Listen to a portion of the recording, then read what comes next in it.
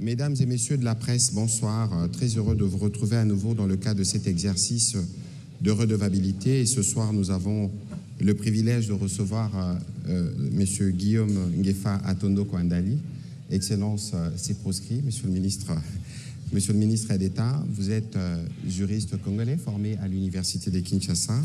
Et pas seulement, vous avez fait la Columbia School of Law aux États-Unis d'Amérique. Pour ceux qui ne vous connaissent pas, actuellement, vous êtes le fondateur de l'Azado. Je pense que l'Azado est, elle, bien plus connue que vous. On aura l'occasion peut-être d'en reparler. Et pour le reste, vous avez travaillé comme fonctionnaire international dans les systèmes des Nations Unies, spécifiquement pour le Haut Commissariat des Nations Unies aux droits de l'homme.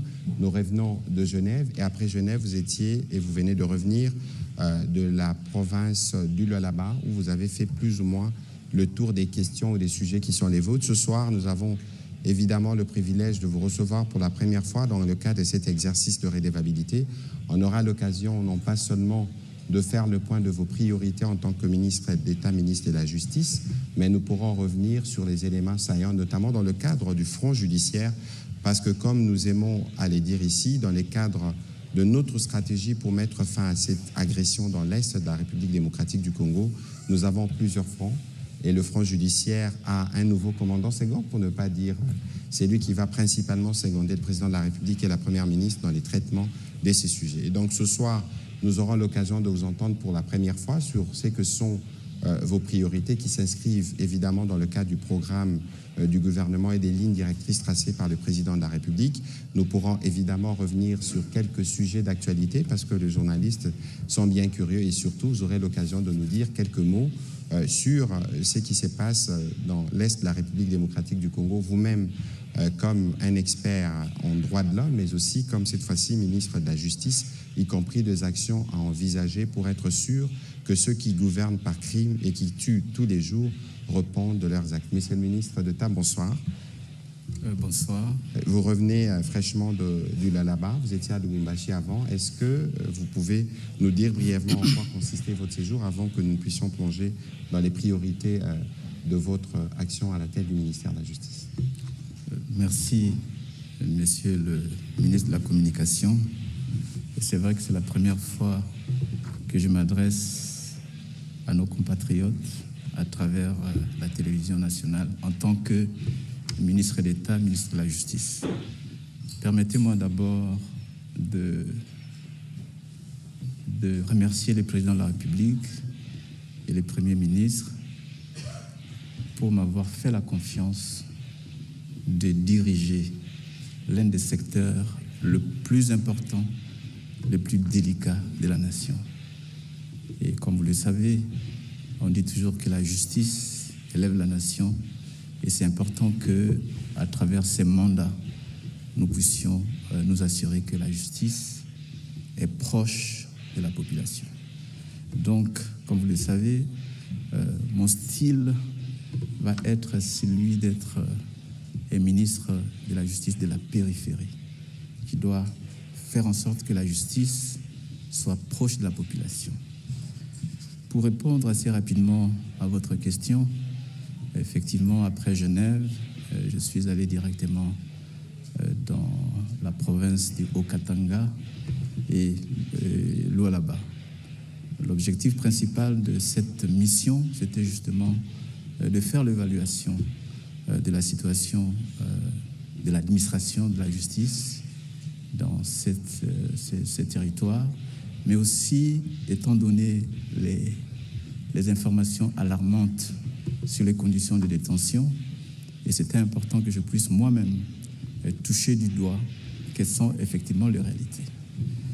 La réalité est que la situation de nos compatriotes qui sont en détention est très alarmante. Je donne juste un exemple. Dans la seule prison de Kassapa, qui a été construite depuis avant l'indépendance, qui héberge aujourd'hui plus de 2600, entre 2000 et 2700 détenus, on a prélevé 800 cas de tuberculose. Vous voyez, ça, ce sont des informations qu'on ne peut pas, à partir de Kinshasa, connaître. Et il y a à peu près aussi 1800 et quelques d'autres détenus qui sont en train de recevoir le traitement préventif. Le seul cas de cette promiscuité, la promiscuité dans les lieux de détention aussi un problème. Et je pense qu'il y a lieu de considérer que nous pourrions avoir un programme d'urgence pour nous assurer que les compatriotes, et ça je l'ai dit aussi aux détenus, que les compatriotes qui sont détenus ne puissent pas être considérés comme des personnes qu'on envoie au mouroir. Ils doivent être, nous devons nous assurer que ces personnes-là sont réinsérées dans la société. Je me suis aussi rendu compte que dans nos lieux de détention, ils sont confrontés à beaucoup de problèmes.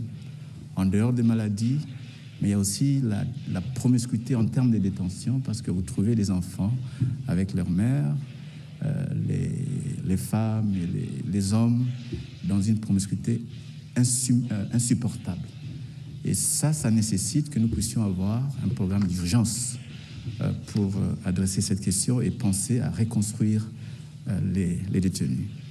Un point positif à Lualaba, ça c'est un cas d'école que nous devons absolument suivre, c'est que la gouverneure de Lualaba essaie de contribuer à renforcer l'administration de la justice dans son territoire. Il y a un financement qui est fait, les primes. Le gouvernement prend en charge les primes des magistrats pour pallier, disons, aux maigres salaires que les magistrats reçoivent. Et l'ironie du sort est que la prime que le gouverneur accorde est plus élevée que les salaires des magistrats, ce qui est assez incroyable. Si nous voulons avoir une justice qui est capable de contribuer effectivement à l'état de droit, nous devons absolument mettre des moyens pour les magistrats, des moyens pour ceux qui sont détenus et le personnel judiciaire. Et enfin, un autre phénomène que je dois aussi dire, c'est que le personnel judiciaire, dans les cas des Cassapa, où il y a à peu près 800 cas de tuberculose, ces personnes sont exposées non seulement à la sécurité physique, mais aussi exposées aux cas de maladie. Et quand je posais la question si ces personnels judiciaires avaient souscrit des assurances, il n'y avait pas d'assurance. Ça veut dire quoi? Ça veut dire que ces personnes peuvent être tombées malades du fait de leur travail et l'État n'est pas capable de les prendre en charge.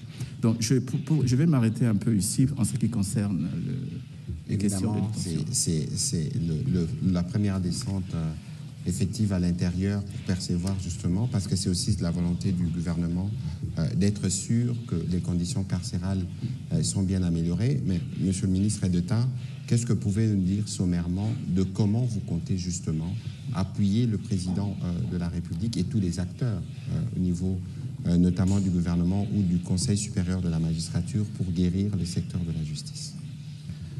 Bon, je ne suis pas un médecin pour faire un diagnostic, mais c'est le peuple qui fait un diagnostic de la perception que le peuple a de notre justice.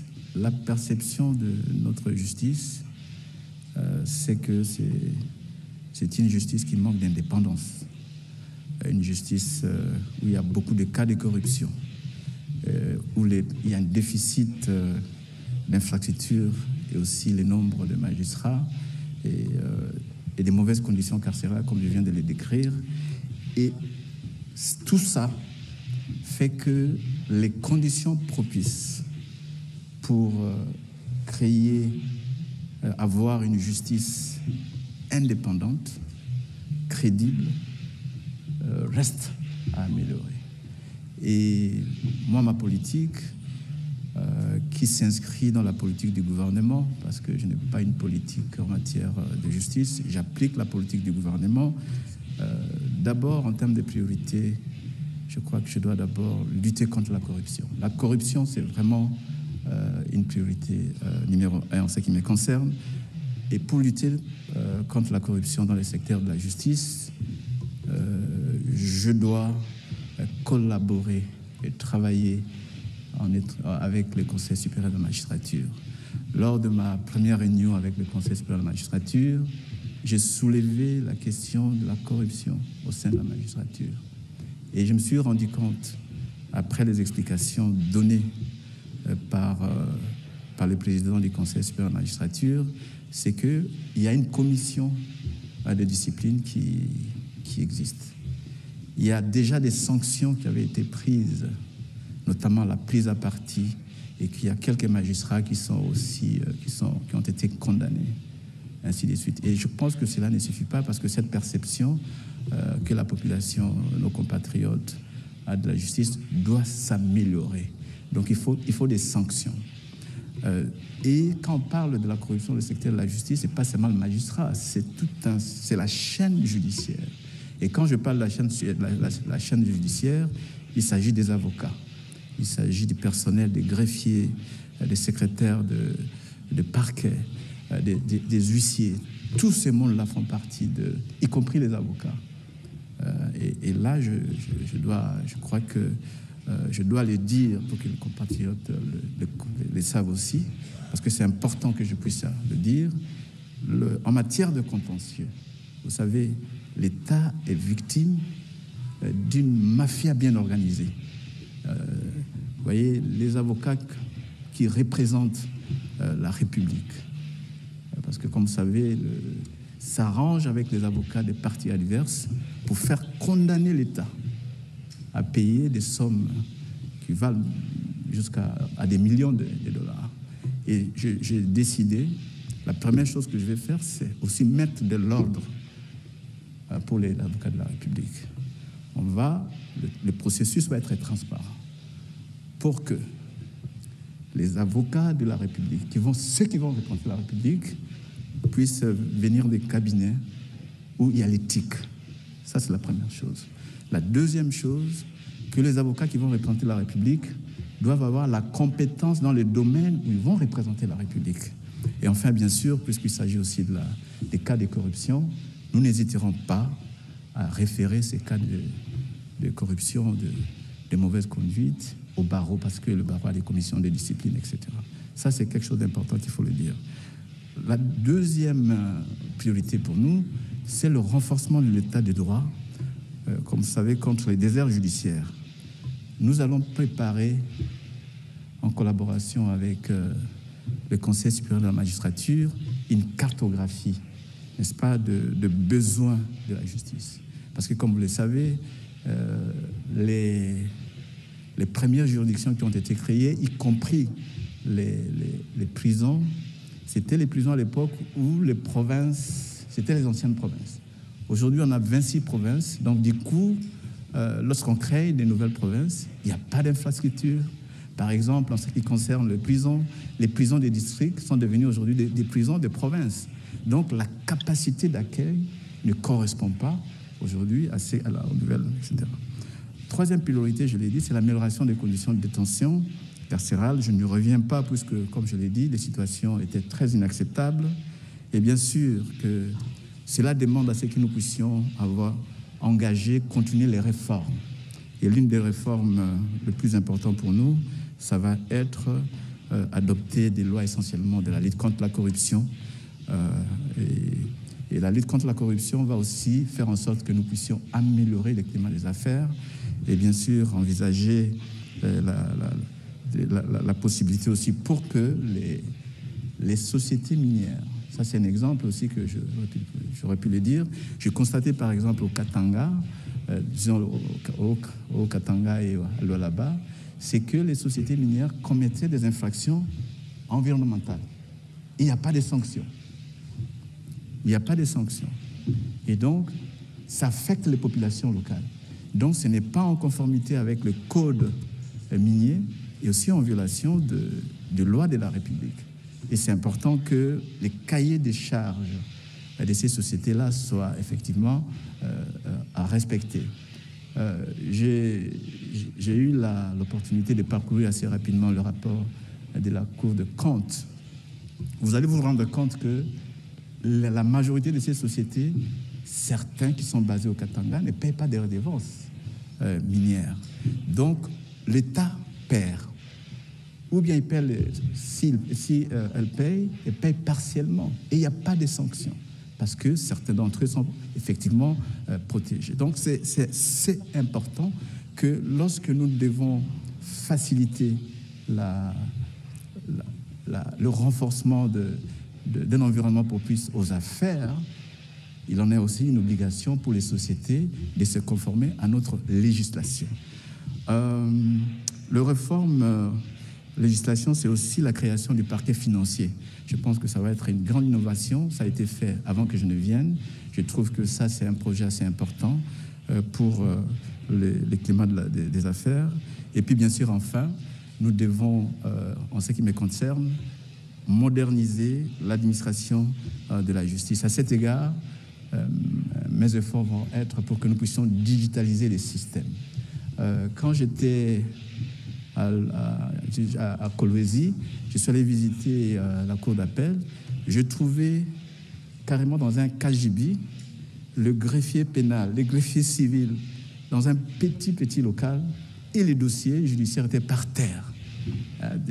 C'était choquant pour moi. Et je posais la question, est-ce que vous avez un système, si par exemple il y a un incendie, comment vous allez protéger les dossiers de ces personnes? Et l'exemple le plus qui illustre un peu cette situation, c'est que nous avons aujourd'hui à Kassapa 62 détenus dont on ne connaît pas les statuts juridiques, pour la simple et bonne raison que en 2020, il y a eu incendie, donc incendie des dossiers, et donc il n'y a pas eu il y avait pas, tout ça n'était pas digitalisé, donc par conséquent les dossiers sont perdus. Ces cas de 62 personnes détenues demandent à ce que nous puissions assez rapidement prendre une décision pour clarifier leur statut. Pour le reste, je pense que je vais peut-être m'arrêter ici. Évidemment, et permettre à tout le monde de me poser les questions. Avant que nous puissions prendre les questions des professionnels des médias, vous êtes connu, c'est toute votre vie, défenseur des droits de l'homme. Je ne parle pas des droits humains, je parle des droits de l'homme. Peut-être que vous nous expliquerez la nuance. Alors, nous suivons tout ce qui se passe dans l'Est de la République démocratique du Congo. À Genève, on a eu l'occasion d'en parler en marge de la 60e assemblée, session ordinaire du Conseil des droits de l'homme. Quelles sont les actions urgentes envisagées? Parce qu'on a vu que ceux qui gouvernent par crime veulent s'amuser à être des bourreaux qui administrent la justice. Qu'est-ce que vous pouvez nous dire globalement sur ces sujets avant que nous puissions répondre à des questions spécifiques de professionnels des médias? Vous savez que la justice congolaise est compétente pour connaître toutes les infractions, tous les crimes qui se commettent sur son territoire. Et dans ma mission, je ferai en sorte que les violations graves des droits de l'homme, du droit international humanitaire, qui sont des crimes au regard du droit pénal international, aussi de notre propre législation, sans égard aux personnes qui ont commis ces infractions, ils seront poursuivis. Je n'hésiterai pas un seul instant d'ouvrir, de donner des instructions pour qu'on ouvre des enquêtes pour toutes les personnes, y compris les troupes étrangères. Vous savez, ce que j'ai remarqué, c'est que on n'a pas été courageux comme État de poursuivre les crimes qui sont commis par les troupes rwandaises sur notre territoire. Ce que nous avons fait, c'est poursuivre les autres personnes, mais pas les troupes rwandaises. Donc, pour nous, la première chose va être que, le plus rapidement possible, que la justice ouvre des enquêtes sur les crimes qui ont été commis sur notre territoire. Je pense à ce qui s'est passé à Rutshuru, dont 140 de nos compatriotes ont été effectivement tués. Je pense aussi au massacre de Kishishe. Et ça ne peut pas rester impuni. Mais parce que vous parlez des troupes rwandaises, Monsieur le ministre d'État, est-ce que notre justice est compétente? Oui, nous avons la souveraineté de l'administration de la justice dans notre pays. Donc, nos cours et tribunaux sont compétents pour ouvrir les enquêtes. Mais ce que nous devons faire aussi, c'est donner des moyens à nos procureurs, à ce qu'ils puissent ouvrir des enquêtes, parce qu'il s'agit des enquêtes assez complexes. qui nécessite une certaine expertise, qui nécessite aussi expertise dans la manière de collecter des informations, ainsi de suite. C'est pour cette raison-là qu'aujourd'hui, il est établi que des crimes graves ont été commis sur notre territoire, attestés par les différents rapports des instances internationales, y compris le récent rapport produit par le Fact-Finding Mission la mission d'établissement de fait du Conseil des droits de l'homme. Et le rapport est clair. Les crimes ont été commis, la responsabilité du Rwanda et des troupes rwandaises a été établie. C'est sans équivoque. Et on va le poursuivre. Alors, on va commencer la série des questions avec Madame Joséphine Mawete et il sera suivi de Monsieur Pichou Mulumba.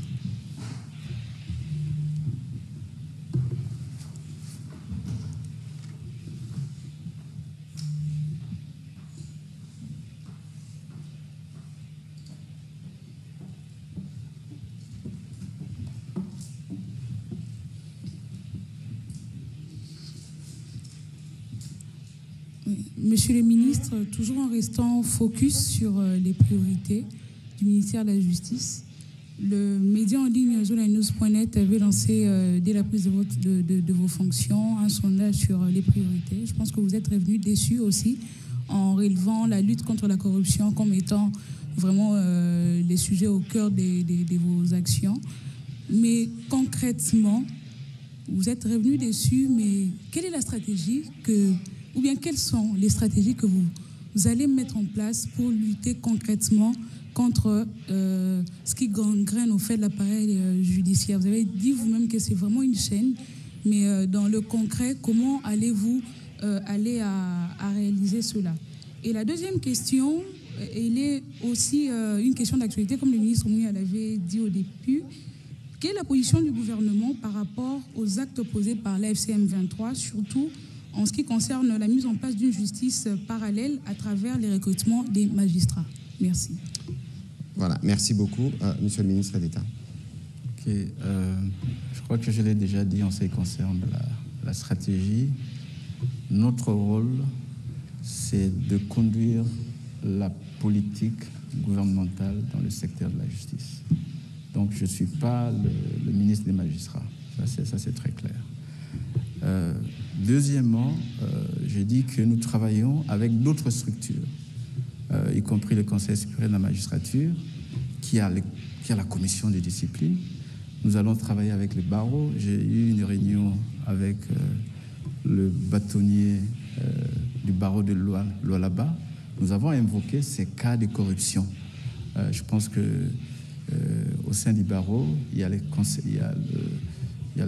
la commission des disciplines qui est là, qui peut aussi effectivement sanctionner. Il y a d'autres structures étatiques qui collectent des informations en ce qui concerne la corruption. Donc ce qui est plus important, c'est que non pas seulement il y aura des sanctions disciplinaires, mais il y aura aussi des sanctions pénales. Et ça ne tardera pas, parce que les cas de corruption sont là. Les rapports des IGF et d'autres rapports, d'autres structures qui luttent contre la corruption sont là. Et si c'est avéré, on va demander à la justice d'ouvrir des enquêtes. Et je me réjouis pour la première fois de voir que pour un cas de corruption, l'État a pu récupérer de l'argent. Ça, c'est important puisque le premier cas, on a jugé et l'État n'a jamais récupéré. Vous ne pouvez pas déposséder l'État de ses moyens et que vous n'arrivez pas à retourner cet argent-là dans la caisse de l'État. Et notre stratégie va être aussi, c'est que, non pas seulement on juge les gens, mais une fois qu'ils sont condamnés parce qu'ils ont pris les deniers publics, ces deniers publics devront retourner dans la caisse de l'État. Et si nous sommes informés de cas de dénonciation, nous allons donner des injonctions au procureur pour qu'il puisse ouvrir les enquêtes. Votre deuxième question, c'est vraiment simple. C'est vraiment simple. Je l'ai déjà dit. C'est que la responsabilité de l'administration de la justice dans un pays revient au pays. Il y a même des jurisprudences qui le reconnaissent. Si je veux, je peux me référer aux décisions de la Cour internationale de justice qui a reconnu que les actes posés par les groupes rebelles dans un territoire sont de nuls et de nuls faits, puisque ce n'est pas posé par l'État. Et donc, la nomination des magistrats revient à l'État. Et je ne vois pas pourquoi on peut polémiquer, même sur cette question de M23 qui nomme des magistrats, ainsi de suite. C'est le Conseil supérieur de la magistrature qui fait cela, et je ne vois pas qu'ils ont cette compétence. Donc pour moi, c'est même un non-débat. Mais cependant, dans le cadre du gouvernement, le gouvernement va prendre une ordonnance déclarant nuls les faits. Et tous les actes judiciaires, administratifs et autres posés par ces groupes en violation de la Constitution. Et nous avons déjà aussi, je crois que si ma mémoire ne trahit pas, parce que je viens d'arriver, dans les cadres fonciers, il y a eu déjà une ordonnance qui déclarait nuls et de nuls faits les actes qui ont été posés pour attribuer des concessions de façon illégale à des groupes. Nous allons nous assurer que cela est fait. Ça, c'est important puisque, vous savez, dans la situation où nous sommes, ils veulent poser des actes apparemment légaux et légitimes pour se couvrir de leurs crimes. Donc, c'est important pour nous de leur rappeler que tous ces actes qu'ils vont commettre, qu'ils vont poser, sont nuls et de nuls faits. Et bon, les instances appropriées pourront prendre des sanctions pour ces magistrats qui vont commencer à travailler. Vous savez, même pour être nommé magistrat, il y a des critères. On ne peut pas nommer un magistrat qui a plus de 62 ans. Je crois que vous le savez.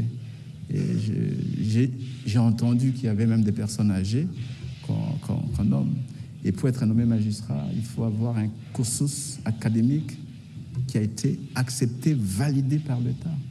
Et les gens qui vont être là, ils vont dire quel droit, en fait. Et la situation dans ces genres et ce n'est pas le cas, puisqu'il y a quelqu'un qui m'a interpellé en disant que on a vu dans les cas de la Côte d'Ivoire, c'était différent. Mais c'est différent, puisque dans les cas de la Côte d'Ivoire, la rébellion n'avait pas décapité l'appareil judiciaire. Donc, l'appareil judiciaire était là. La composition était pratiquement régulière. Et donc, à la fin du conflit, les actes qui étaient posés, parce que c'était le fait du prince, a été accepté. Mais ici, on a décapité notre administration de la justice. Donc, il n'y a pas de juge. Donc, maintenant, ils vont nommer de façon illégale des juges. Et en ce moment-là, tous ces actes qu'ils vont poser sont des actes nuls et nuls faits. C'est simple. C'est évident que ce qu'ils essayent de faire viole même le prescrit de la déclaration de principe qui se fonde notamment sur le respect de la Constitution. Je ne voudrais pas aller plus loin, charte de l'Union africaine ou charte des Nations unies. C'est un groupe qui est appelé à disparaître. Et vous ne pouvez pas, et c'est ce que nous observons, et c'est pour ça qu'au niveau du gouvernement, la ligne, elle est claire là-dessus. Ils ne peuvent pas se permettre de fixer des taux de paiement de Minerval. On a eu le briefing avec la ministre d'État, ministre de l'Éducation. Ils ne peuvent pas penser qu'ils peuvent recruter des magistrats. Comment ils les feront? Sur quelle base? Comment ils rendront justice? Comment seront-ils payés? Mais tout ce que vous voyez en réalité, ce sont des gesticulations qui dévoilent les vraies intentions du Rwanda et de sa brigade avancée. L'idée, c'est en fait de vouloir créer un état de fait et mettre tout le monde devant un fait accompli. Non pas seulement qui briment nos populations, non seulement qui briment les populations, mais ils veulent eux-mêmes se faire justice alors que c'est eux le bourreau. Et ce qui est évident, c'est que comme le ministre d'État, le ministre de la Justice l'a dit, le gouvernement prendra toutes les actions qu'il faut prendre pour qu'aucun des actes qui posent ne produisent des effets et que tous les actes qui s'hasardent à poser actuellement puissent être annulés les moments venus. Et nous sommes au courant de tout. Pichu Mulumba pour vos questions. Et puis ce sera Marlon Kacham.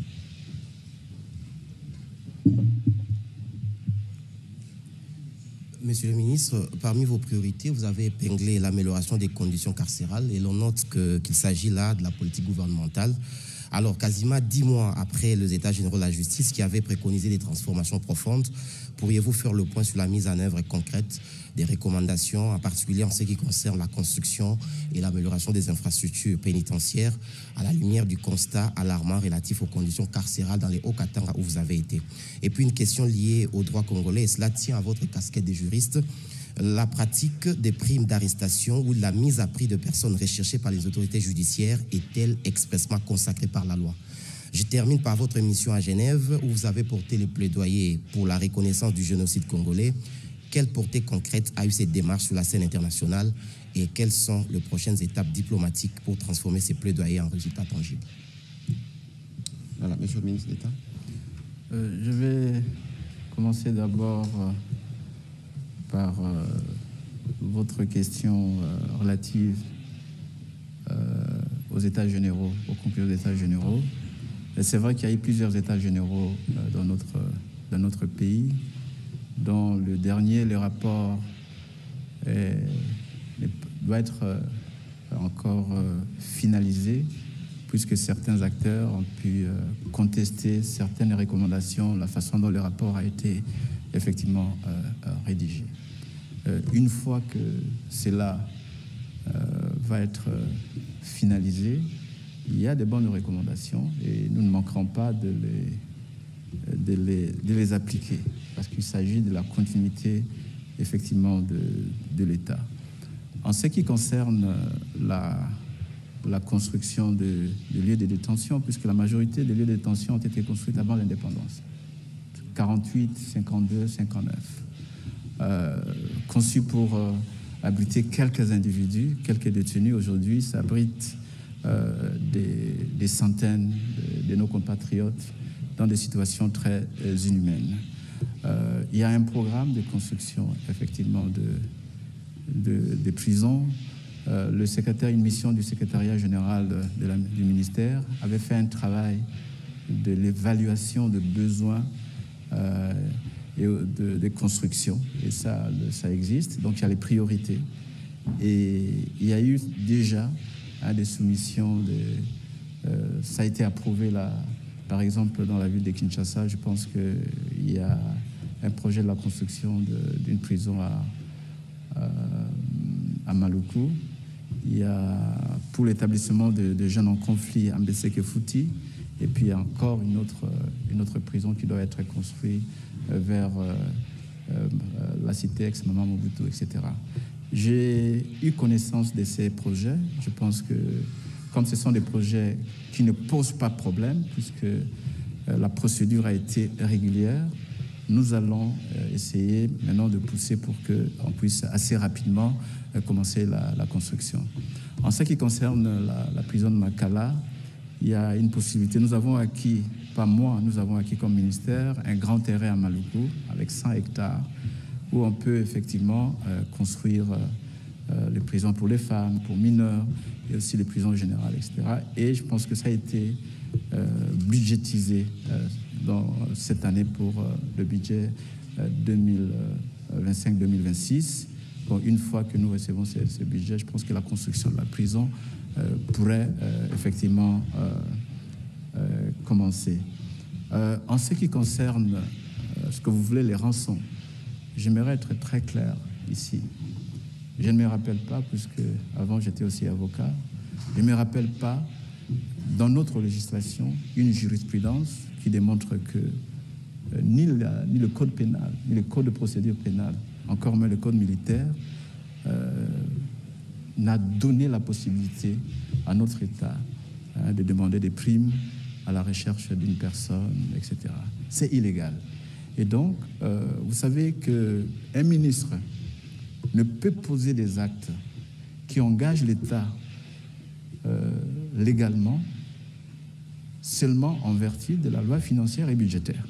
Et je ne me rappelle pas que dans notre budget, il y a eu une rubrique dédiée à lancer les appels de rançon pour les individus. Donc ça, je pense que c'est plutôt une affaire personnelle qui n'engage pas le gouvernement. parce que c'est illégal, ce n'est pas prévu par la loi. Voilà ce que je peux dire. Voilà. Merci, Monsieur le ministre d'État. On va prendre la question de Monsieur Marlon Kachamou et puis ce sera Monsieur Célestin Zuela. Bonsoir, Monsieur le ministre. Monsieur le ministre de la Justice, vous venez nouvellement d'être installé. Et sur votre table, vous avez trouvé des dossiers. Alors, il y a certains dossiers qui ne sont pas encore digérés. Et j'aimerais ici parler d'un cas particulier. Il s'agit de quelqu'un qui est en train de trimer encore jusqu'aujourd'hui au niveau de la prison centrale de Makala. Je parle de Jacques Ndala. Vous êtes ministre de la Justice. Est-ce que vous êtes au courant de cette situation? Si oui, qu'est-ce que la justice peut faire aujourd'hui pour que ces citoyens puissent bénéficier de la clémence de la justice? Ça, c'est un. Monsieur le ministre de la Communication et Médias, au-delà d'être activiste, politicien, politique, président d'un parti politique, Jacques Ndala fut aussi chroniqueur. Il a exercé ces métiers que nous aimons tant, le journalisme. Quels sont les mécanismes ou encore quelles sont les actions que vous, en tant qu'ancien collègue de Jacques Ndala, vous préconisez pour que ces messieurs soient aussi soutenus et qu'ils bénéficient aussi un peu vous comprenez un peu ce que je veux dire par là. Merci beaucoup. Bon, écoutez, je crois que nous avons le privilège d'avoir le ministre d'État, ministre de la Justice, qui pourra évidemment dire quelques mots là-dessus de manière plus précise. Mais lorsque nous avons personnellement vu des alertes sur les réseaux sociaux, nous en avons parlé. Nous étions à Genève et je pense que le ministre a demandé non pas seulement le renseignement qu'il fallait, mais je crois qu'il y a des actions qui ont été entreprises dans le cadre de la prise en charge que son État requiert. Je vais laisser le ministre d'État donner davantage d'éléments à ses propos. Et peut-être que je pourrais revenir avec un commentaire s'il faut. Monsieur le ministre d'État. Oui, je pense que vous avez déjà donné la bonne réponse. Effectivement, nous avons été alertés par les réseaux sociaux. Et la première action que j'avais prise, c'est de demander à mon cabinet d'avoir l'information requise et de s'assurer que le détenu Ndala a accès aux soins de santé. Et ça, c'était important. Il a été pris en charge au niveau de l'hôpital. Et je n'aimerais pas ici vous dévoiler son rapport médical. Il y a un saut de confidentialité. Mais tout ce que je peux vous dire, qu'il a été pris en charge. S'agissant de sa situation, puisque le compatriote Ndala a sa réclamation, ses revendications, c'est d'être libéré. Et ici, nous sommes en matière pénale. Il a été condamné. Et il demande une libération conditionnelle. Et pour être libéré conditionnellement, il faut remplir les critères. Au moins avoir passé 2/3 de votre peine. Ce qui n'était pas le cas pour monsieur Ndala. Il a été condamné à, je crois, 33 mois. Et donc, les critères, puisque vous savez que pour la libération conditionnelle, c'est la responsabilité du ministre de la Justice. Donc, c'est fait par le parquet, etc. Mais on doit aussi s'assurer que les personnes à libérer sont celles qui doivent être libérées et qui remplissent les critères.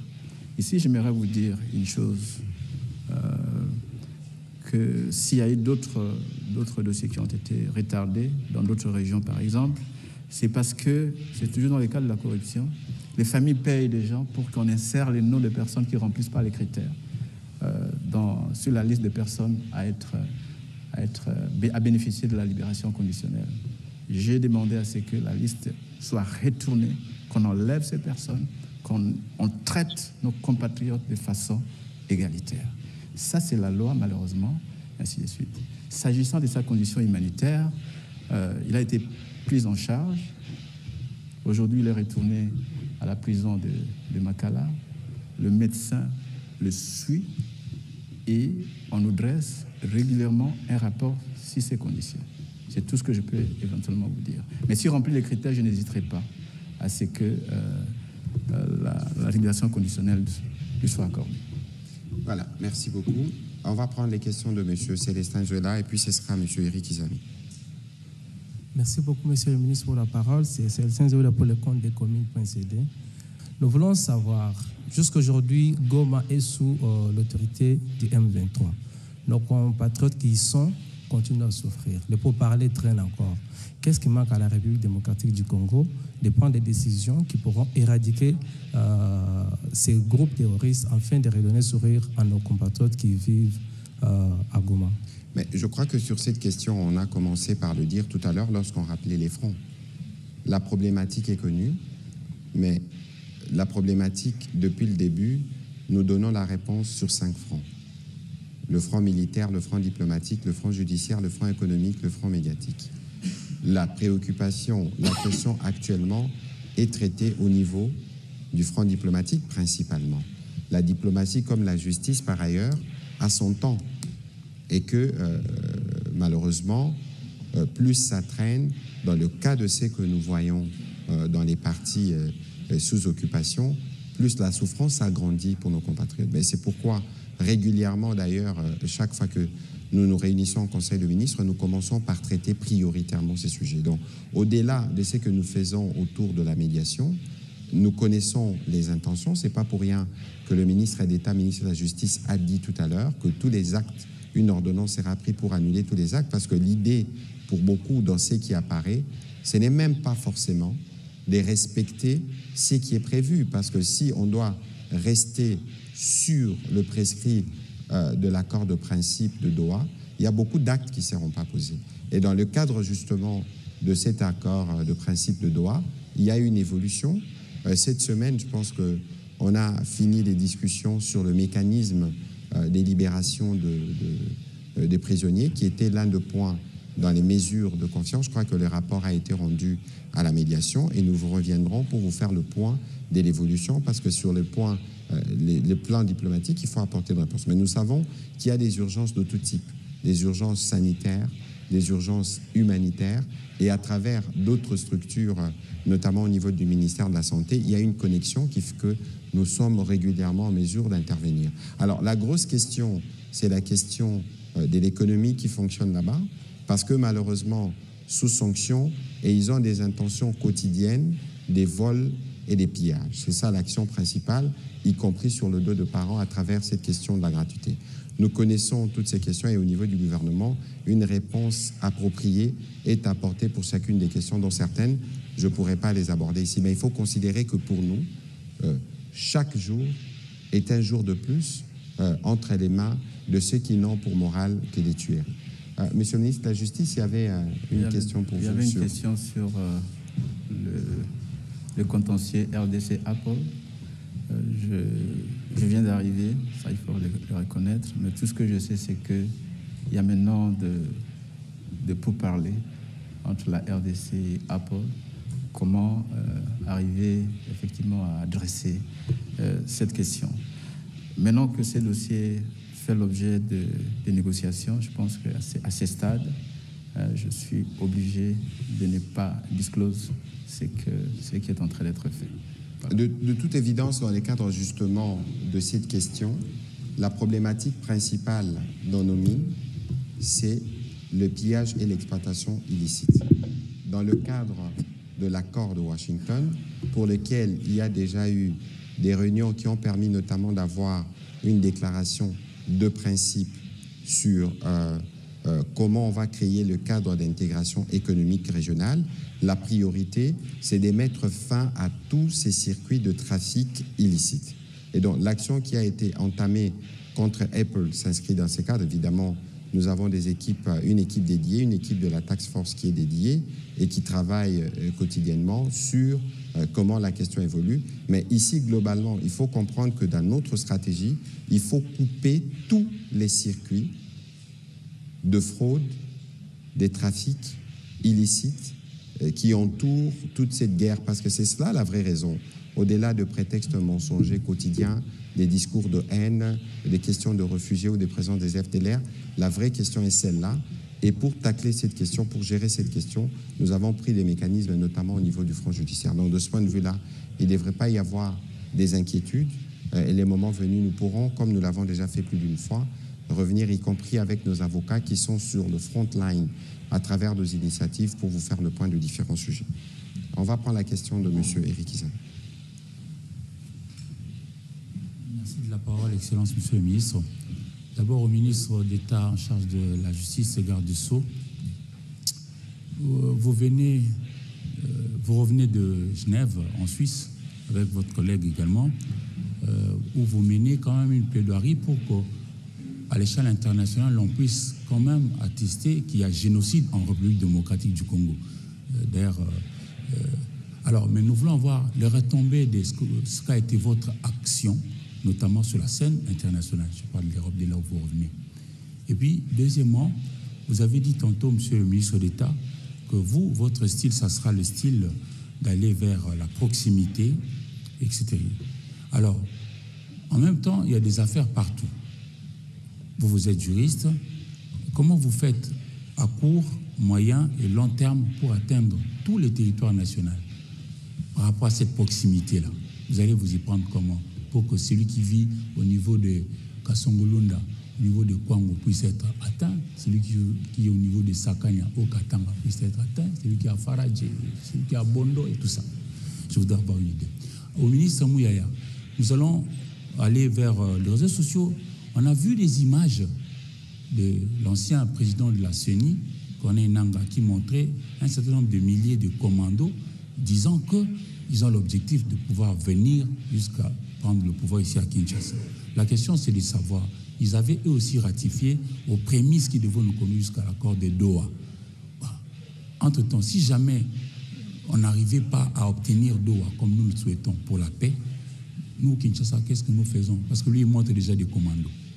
Voilà. Bon, écoutez, de toute façon, il ne faut pas vous fier à toute cette campagne que vous voyez. Je ne voudrais même pas rentrer dans le détail parce que nous tous, nous savons que c'est la brigade avancée de l'armée rwandaise.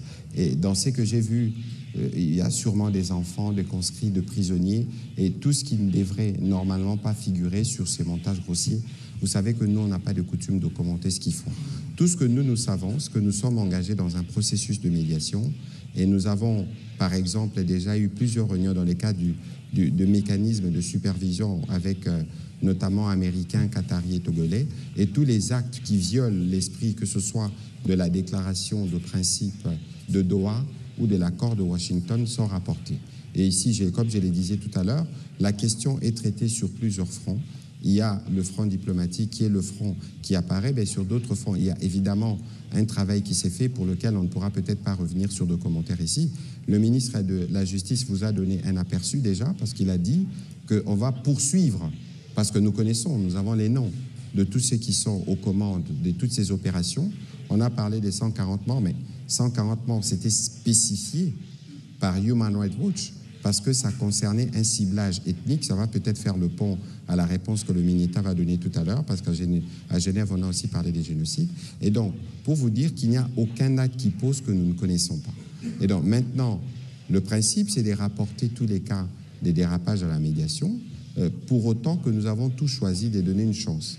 Et je crois que plus les jours passent, plus ils dévoilent leurs véritables intentions. Et c'est pour ça qu'il est important que tous les Congolais partout au Congo où nous nous trouvons, que nous comprenions et que nous disions non.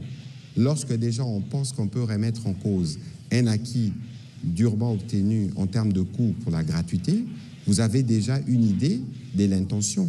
Lorsque la moindre contestation, j'ai encore lu ce matin qu'un motard a été tué parce que soupçonné, et donc tous ceux que vous avez vus dans le show qui a été fait, c'est des personnes qui les sont forcément à contre-cœur. Parce que personne, un Congolais qui aime sa patrie, ne peut s'allier avec ceux qui n'ont pour seul dessein que de tuer, d'intimider. Nous parlons quotidiennement à nos compatriotes qui sont dans les partis sous occupation. C'est l'horreur qui est vécue quotidiennement. Et donc, vous pouvez être sûr que nous, à notre niveau, au niveau du front qui est le nôtre, nous allons nous assurer de faire la part qui est la nôtre. Et cette part, c'est aussi la mobilisation de tout le monde. D'abord pour montrer à nos populations qui sont là-bas, qui ne sont pas seules, que nous sommes solidaires et qu'à chaque coup, nous allons travailler avec eux pour être sûrs que leur quotidien, d'abord, connaît les évolutions, là où nous pouvons intervenir directement, mais pour les autres questions, à travers les mécanismes mis en place par la médiation, nous assurer que nous puissions atteindre nos objectifs.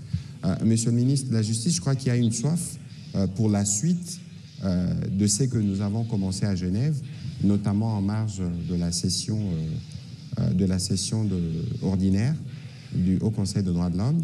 La question du génocide, elle soulève beaucoup de réactions de l'autre côté. Je ne voudrais pas le relayer ici parce que c'est totalement indécent. Mais qu'est-ce que vous pouvez nous dire en plus, parce que c'est votre expertise aussi des secteurs de droits de l'homme? Oui, je pense que tout a été dit à Genève et tout ce que nous avons fait a été transmis, disons, à la radio et à la télévision nationale.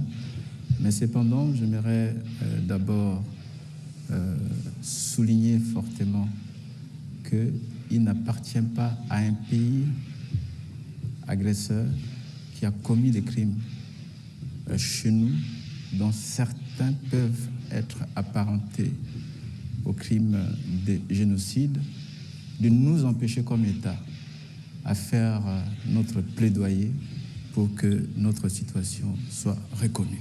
Ça c'est très très clair.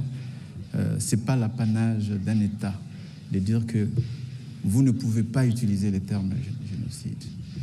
Mais ce qui est clair, c'est que depuis 30 ans, et je parle aussi en connaissance de cause, parce que l'une des raisons de mon exil à l'époque de l'Azado, c'était que l'Azado avait produit un rapport qui démontrait clairement le ciblage des Hutus qui avaient été tués.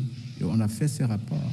Et quand on a fait ces rapports en 1996, ces rapports donnaient clairement des indications sur les actes qui peuvent être apparentés aux actes génocidaires. Et cela continue. On a eu les massacres de Tingiting, etc. Et lorsqu'à cette époque, nous avons fait la géographie des crimes, et c'était exactement là où les réfugiés Hutus étaient en train d'aller. Voyez. Et depuis 30 ans, cela est allé au-delà des Hutus. Ça ciblait aussi d'autres communautés congolaises sur fond de l'exploitation illégale des ressources naturelles de notre pays.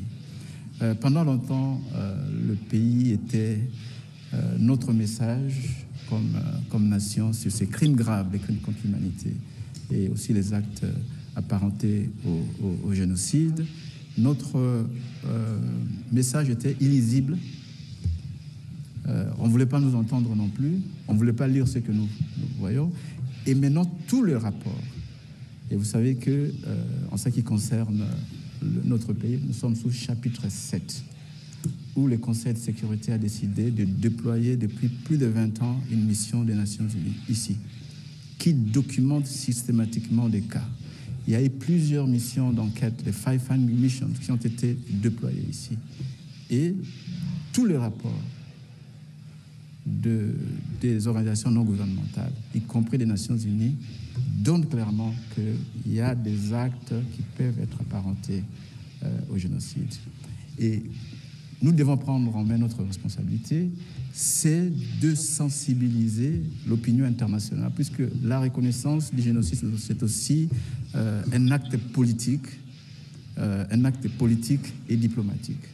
Vous savez, en 1994, lorsque la question du génocide rwandais était posée, il a fallu beaucoup de temps. Et c'est le professeur Denis Segui, qui était le rapporteur spécial des Nations Unies, qui, pour la première fois, c'est à partir du rapport du professeur Denis Segui, qui était l'expert indépendant sur la situation au Rwanda, qu'on a reconnu le Rwanda. Et enfin, le récent rapport sur Gaza, qui a été présenté au Conseil des droits de l'homme.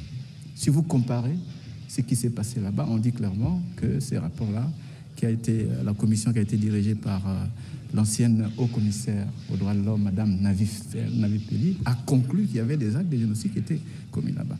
Donc, il appartient à nous de prendre toujours notre bâton de pèlerin, convaincre les États pour que notre génocide, sur fond de l'exploitation des ressources naturelles de notre pays, soit effectivement reconnue. Les prochaines étapes, pour nous, c'est le front politique, le front diplomatique et le front judiciaire. Et je pense que c'est ça qui va être fait. Je ne vais pas dévoiler en ce qui concerne la justice, mais vous verrez qu'il y aura des actions bientôt qui vont être prises pour qu'on puisse interpréter juridiquement, sur base des instruments juridiques internationaux, que ce qui se passe chez nous, ce sont des actes qui peuvent être apparentés au génocide. Il reviendra encore qu'après, c'est la justice internationale ou nationale qui va prendre ses responsabilités pour juger les auteurs. Je pense que nous sommes dans la bonne voie. Ceux qui veulent empêcher le pays de s'exprimer, je pense que c'est trompé. C'est notre responsabilité de protéger nos populations et de s'assurer que des crimes graves qui se commettent dans notre pays ont une réponse pas seulement politique, judiciaire. C'est aussi, on doit faire attention, puisque même dans le cadre de Doha, bien sûr, on va faire l'échange, la liste des détenus, mais nous allons nous assurer qu'on applique les critères d'exclusion, c'est-à-dire les personnes soupçonnées d'avoir commis des crimes graves selon les lois internationales ne puissent pas faire l'objet d'un marchandage politique. Et ça, c'est clair, ça fait partie de la doctrine. Et ça, c'est aussi notre rôle de conseiller en tant que conseiller juridique de l'État, de s'assurer qu'on ne change pas dans les négociations. Il y a toujours des critères d'exclusion et ces critères d'exclusion doivent être absolument appliqués. S'agissant de la proximité, c'est important. J'ai quitté Genève jeudi, je suis arrivé, samedi je suis parti à Lubumbashi, Kipushi, Likasi, Buluo, Kolwezi. Et ça, c'est un bel exercice. Cela m'a permis, par exemple, de savoir qu'à Kassanji, depuis 18 mois, le tribunal de peine ne se réunit pas, puisque la composition régulière ne peut pas être assurée, puisqu'il n'y a pas de juge. Depuis 18 mois. Et vous savez que dans cette région, il y a une montée de la criminalité. Et si la justice ne se réunit pas, ça veut dire qu'il y a la vendetta. Vous voyez, c'est ce genre de missions de proximité qui nous permet de faire l'évaluation et de connaître effectivement le besoin en matière de justice. Donc, moi, je serai le ministre de proximité et de la périphérie. Voilà, on va, sûrement il sera à 20h bientôt, laissera le journal commencer. On va prendre la dernière série de questions avec Blaise Shindani, Fabrice Lukamba et Pascal Moulegua. Une question, s'il vous plaît, comme ça nous permet de terminer cet exercice de redevabilité. Allez-y rapidement, s'il vous plaît. Merci beaucoup, Excellence, pour la parole. Monsieur le ministre d'État, votre prédécesseur Constant Moutamba a récemment été condamné à 3 ans de travaux forcés et il serait assigné à résidence.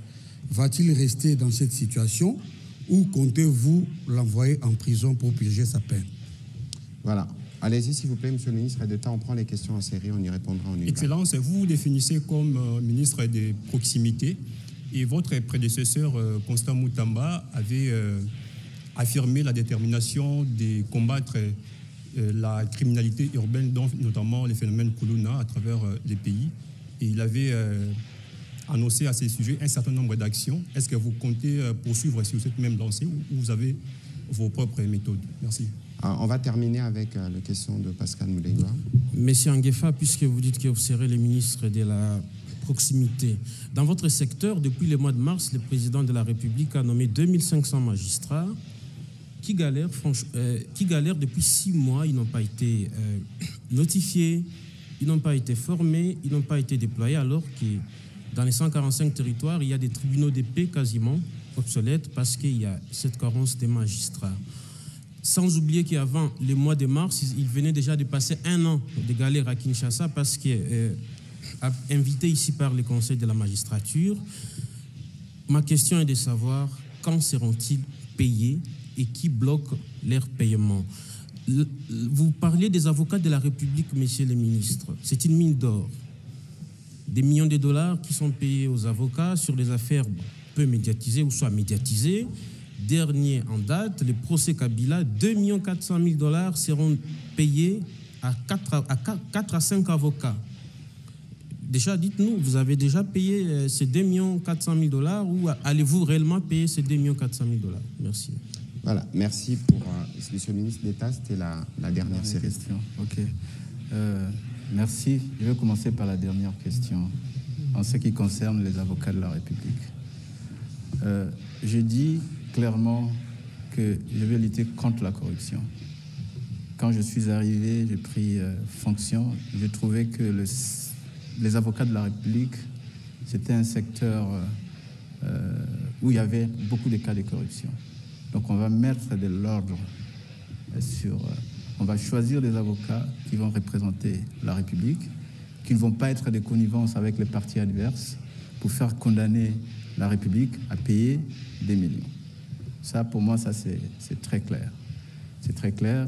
Et d'ailleurs, je peux vous dire, je refusais de signer de documents pour payer certains avocats dont je ne voyais même pas, il n'y avait pas de rapport d'audience et je ne voyais pas pourquoi on doit le payer. Il faut faire une évaluation. Donc on va faire certainement une évaluation. Parce que si nous voulons aider le président de la République, si nous voulons effectivement lutter contre la corruption, il faut que nous puissions avoir des règles de transparence. Ça c'est clair pour moi. S'agissant de paiement, bon, ça a été fait avant moi, mais je n'ai pas vraiment d'informations sur cette question puisque les avocats ont été désignés avant. Mais je vais essayer de le voir. S'agissant des magistrats, oui, il faut reconnaître que ça c'est positif. Le fait qu'on a nommé plus de 2500 magistrats pour durer. Maintenant, c'est l'opérationnalisation de cette nomination qui pose problème. Il faut créer des conditions, des moyens. Et je vous ai dit qu'aujourd'hui, certaines juridictions étaient des juridictions de tribunaux de paix. Maintenant, ils doivent être érigés en cour d'appel. Et donc, ça demande... il faut qu'il y ait des bâtiments, il faut qu'il y ait des moyens, etc. Donc, mon rôle aussi, durant ma mission, j'ai pu discuter avec les autorités des lois là-bas, par exemple pour la cour d'appel, pour qu'on puisse effectivement donner un autre bâtiment en attendant que le nouveau bâtiment qui est entré en construction pour la cour puisse effectivement terminer. En ce qui concerne le besoin réel pour que la justice soit une justice de proximité, il faut au moins 10 000 magistrats. Vous voyez? Donc, ça demande à ce que nous puissions avoir un budget spécial. Vous voyez? Un budget spécial. En dehors de ça, il y a la question de la sécurité. Voilà. Donc, le moyen propice pour déployer les magistrats, pour qu'ils soient dans les conditions pour dire le droit, ça, c'est une question. Et je suis en train de m'y pencher parce que c'est moi qui conduis la politique gouvernementale en matière de justice et de concert avec le Conseil supérieur de la magistrature, parce que c'est aussi des responsabilités, pour que nous puissions voir comment progressivement on peut adresser cela. Et il sera difficile dans l'état actuel, par manque de moyens, de déployer 2500 immédiatement, etc. En matière de formation, c'est une priorité pour nous aussi. On ne peut pas déployer des magistrats qui sortent d'université seulement avec des connaissances théoriques. Vous voyez, il faut de formation. Et je pense qu'avec l'Institut de formation judiciaire, nous allons nous assurer qu'il y aura des formations bien déterminées, ainsi de suite. Même des formations spécialisées. Je vous ai dit que, par exemple, au Katanga et à Lualaba, les juges et les avocats n'ont pas de formation appropriée pour traiter certains crimes. Donc, il faut des formations. Donc, la formation va être priorité pour nous. La dernière question, je crois que peut-être j'ai oublié, c'était quelle question? Ou bien j'ai répondu à toutes les questions? En tout cas, quand seront-ils payés les 2500 magistrats, sachant qu'ils étaient budgétisés pour cette année et qu'ils ont été nommés par ordonnance présidentielle?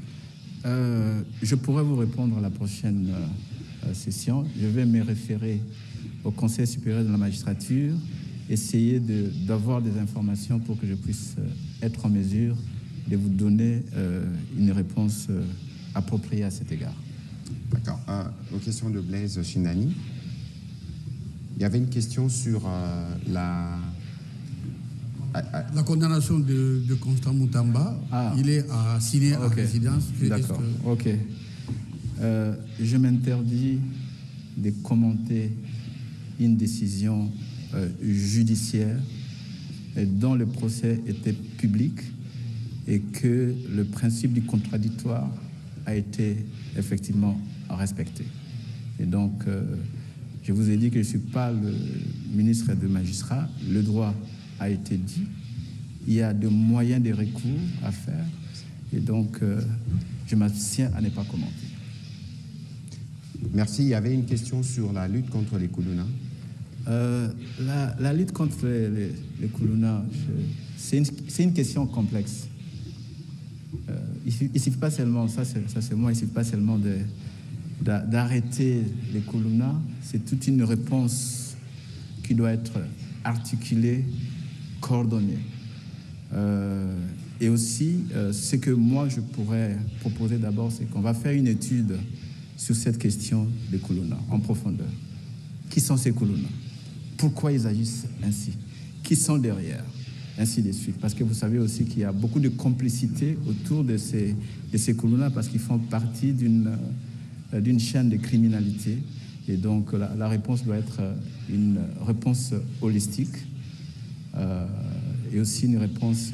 mais on ne peut pas seulement voir les Koulouna alors qu'ici, il y a d'autres acteurs. Donc, on va diligenter une étude approfondie à cet égard et nous ferons les recommandations pour que la réponse soit aussi la réponse appropriée. Je sais qu'il y a déjà une réponse parce qu'on les amène à KCC, c'est ça, non?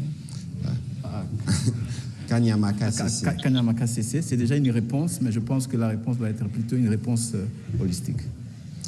Voilà, Monsieur le ministre d'État, on a terminé. Le mot de la fin aux Alana Lingala.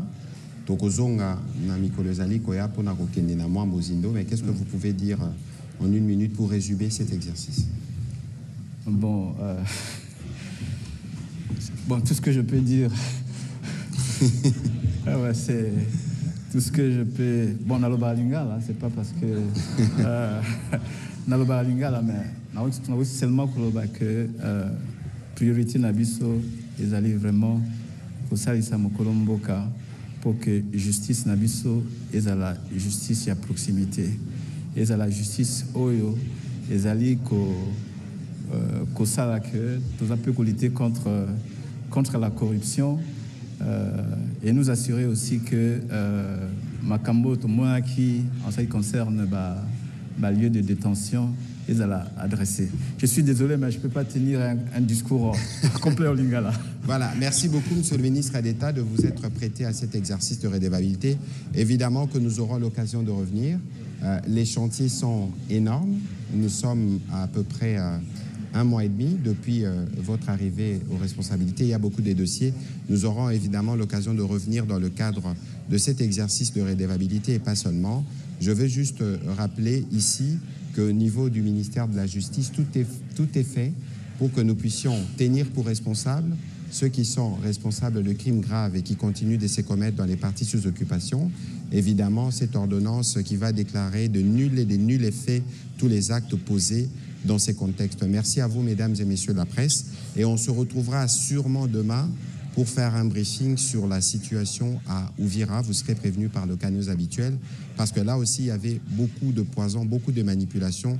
Nous pourrons, avec les ministres qui étaient sur place, vous faire le point de ce qui en est ressorti. Vous avez vu qu'il y a déjà l'accalmie et l'apaisement qui a été restauré dans cette partie de notre territoire. Merci et bonne soirée chez vous.